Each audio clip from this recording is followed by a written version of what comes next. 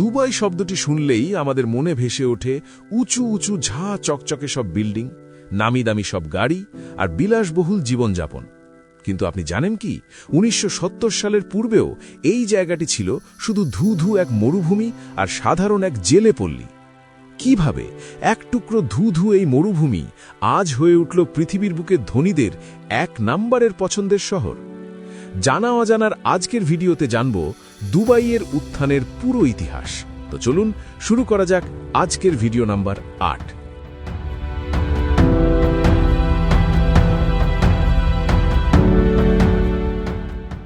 বন্ধুরা, ভিডিওর শুরুতেই আপনারা অনেকেই হয়তো ভাবছেন দুবাই পৃথিবীর বুকে ধনী শহর হবার একমাত্র কারণ হচ্ছে এই দেশের মাটির নিচের তেল। কিন্তু অবাক করার বিষয় হচ্ছে দুবাইয়ের জিডিপির মাত্র ১% আসে এই তেল থেকে। এখন আপনার হয়তো জানতে ইচ্ছে হচ্ছে, তাহলে কিভাবে দুবাই পৃথিবীর বুকে ধনী শহর হয়ে উঠল যা অন্য কেউ হতে পারছে না? বিষয়টি খুব ইন্টারেস্টিং। পুরো বিষয়টি আমাদের ভালোভাবে জানতে হলে আমাদের প্রথমেই দুবাইয়ের ইতিহাস এবং এর কাঠামো সম্বন্ধে জানতে হবে।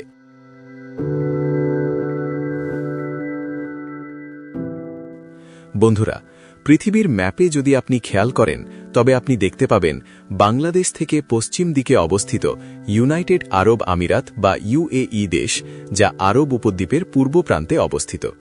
১৯৭১ সালের ২ December Abu Dhabi, Dubai, Sharjah, Ajman, উম্মুল কুয়াইন এবং ফুজিরা এই ৬টি স্বাধীন রাজ্য একত্রিত হয়ে গঠন করে সংযুক্ত আরব আমিরাত।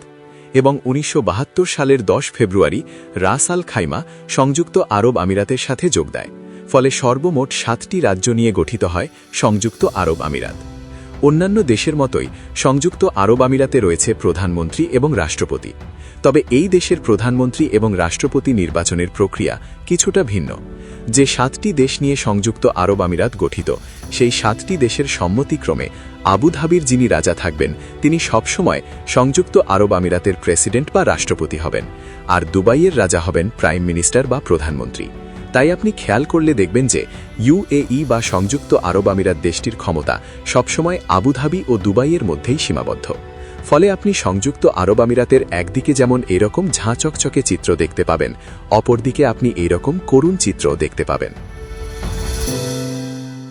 দেখুন, দুবাই যে আজ এত উন্নত তার পেছনের কারণ জানতে হলে আমাদেরকে সাল ১৮২০ থেকে শুরু করতে হবে। ওই সময় দুবাইয়ে আজকের মতো ঝাঁ চকচকে অবস্থা ছিল না, ছিল শুধু ধু ধু মরুভূমি। এইখানে ছবিতে আপনারা দেখতে পাচ্ছেন। ওই সময় আলাদা আলাদা শেখ বা রাজা তাদের নিজ নিজ এরিয়াতে তাদের রাজত্ব করতেন। ফলে ওই সব এরিয়াকে তখন শেখ ডম বলা হতো। আজ যে জায়গায় আপনারা দুবাইকে দেখছেন, ১৮০০ শতাব্দীর দিকে এটি একটি জেলে পল্লী হিসেবে পরিচিত ছিল। পরবর্তীতে ১৮২২ সালে ৭০০ থেকে ৮০০ সদস্য নিয়ে এই জেলে পল্লীটি একটি শহরে পরিণত হয়, যারা ছিল বানি ইয়াস উপজাতির সদস্য। এরপর ১৮৩৩ সালে মাকতুম বিন বুত্তির নেতৃত্বে বানি ইয়াস উপজাতির প্রায় ৮০০ জন সদস্য দুবাই আমিরাতের দখল নেন এবং আমিরাতে আল মাকতুম রাজবংশ প্রতিষ্ঠা করেন। এই আল মাকতুম রাজবংশ ১৮৩৩ সাল থেকে আজ পর্যন্ত দুবাই শাসন করছে। দুবাইয়ের বর্তমান শেখ বা রাজা মাহমদ বিন রাশিদ আল মাকতুম এই আল মাকতুম রাজবংশেরই বংশধর। এরপর ১৮৫৩ সালের দিকে যখন ব্রিটিশ শাসক এবং নাবিকরা লন্ডন থেকে ইন্ডিয়াতে জাহাজে যাতায়াত করত, তখন এই জায়গাতে প্রায় ব্রিটিশদের ডাকাতের কবলে পড়তে হতো। তাই ব্রিটিশ শাসকেরা তখন দুবাইয়ের এই শেখ ডম এরিয়ার শাসকদের সাথে কথা বলে ব্রিটিশ জাহাজের নিরাপত্তার জন্য একটি চুক্তি করে। ফলে এই জায়গার নাম শেখ ডম থেকে পরিবর্তিত হয়ে ট্রুসিয়াল স্টেটস হয়ে যায়। পরবর্তীতে যখন এই জায়গায় ফ্রান্স এবং রাশিয়া ইনভলভ হয়ে যায়, তখন এই জায়গার পুরো নিরাপত্তা দেখার দায়িত্ব পায় ব্রিটিশরা। কিন্তু ব্রিটিশরা এই ট্রুসিয়াল স্টেটসের কোনো উন্নতি করেনি, কারণ তারা এই জায়গাকে শুধু তাদের জাহাজ যাবার একটি রাস্তা মনে করত। তাছাড়া এই জায়গায় তখন শুধু মরুভূমি ছাড়া আর কিছু ছিল না।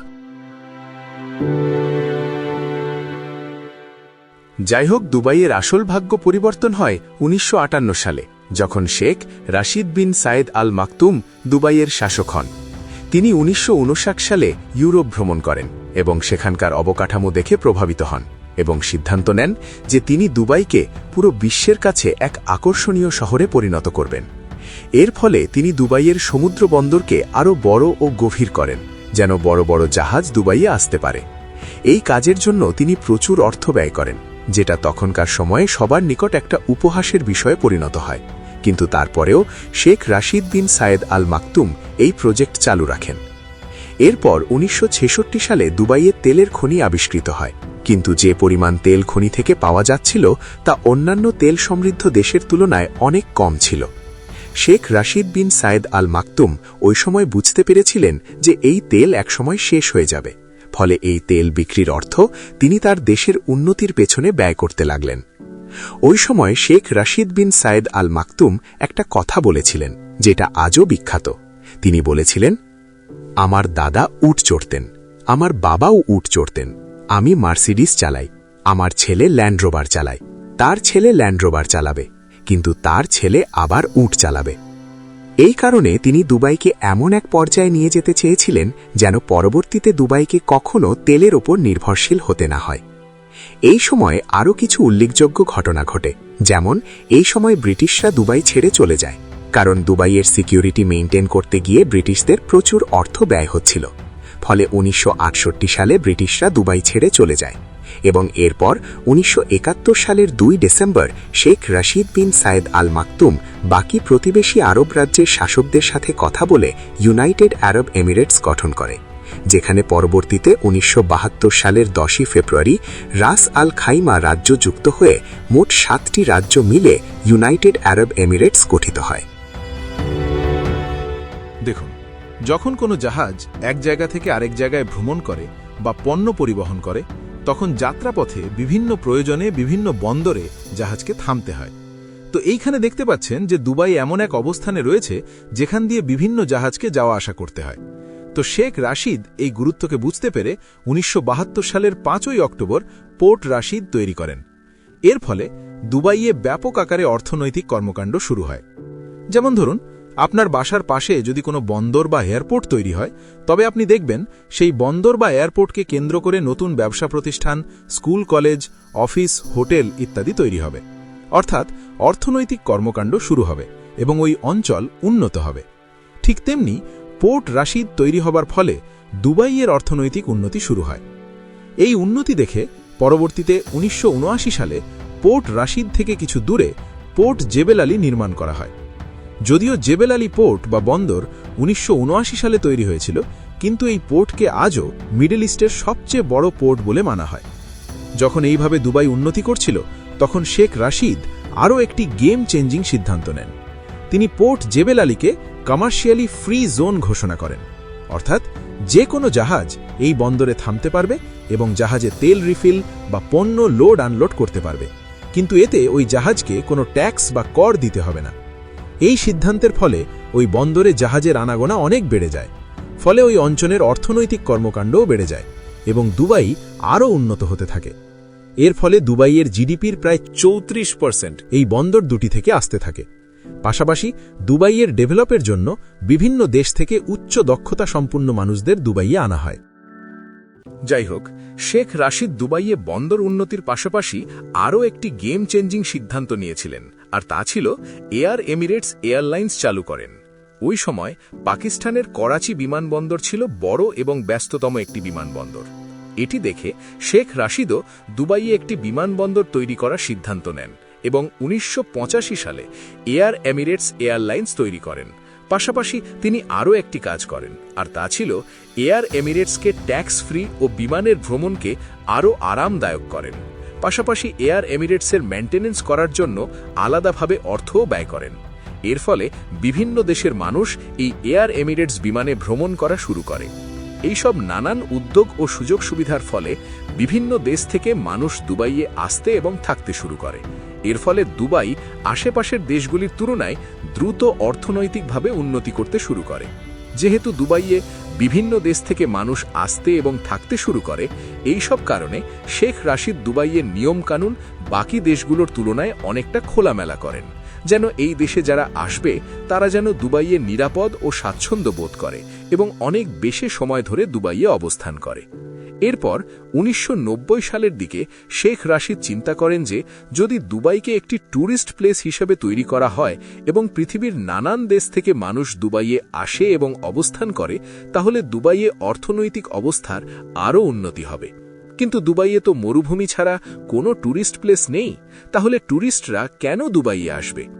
এই চিন্তা থেকে শেখ রাশিদ দুবাইয়ে অনেক বড় বড় ও বিলাসবহুল হোটেল, রিসর্ট তৈরি করেন এবং নানান সুযোগ সুবিধার ব্যবস্থা করেন। তবে এত সব কিছুর পরও দুবাইয়ে ট্যুরিস্ট তেমন আসছিল না। এই সমস্যার সমাধানের জন্য শেখ রাশিদ দুবাইয়ে আরও একটি জিনিস যুক্ত করেন, আর সেটি ছিল গ্ল্যামার।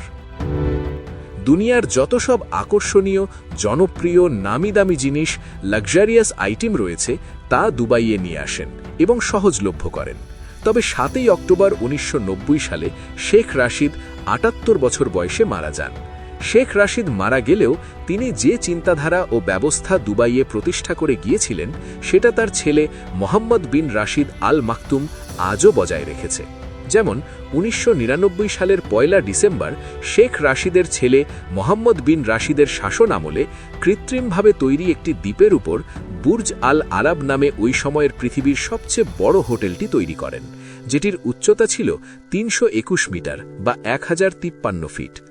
আপনারা হয়তো ভাবছেন যে সবকিছুই তো আছে, কিন্তু মরুভূমিতে তো পানির খুব অভাব। মোহাম্মদ বিন রাশিদ এই সমস্যারও সমাধান করেন।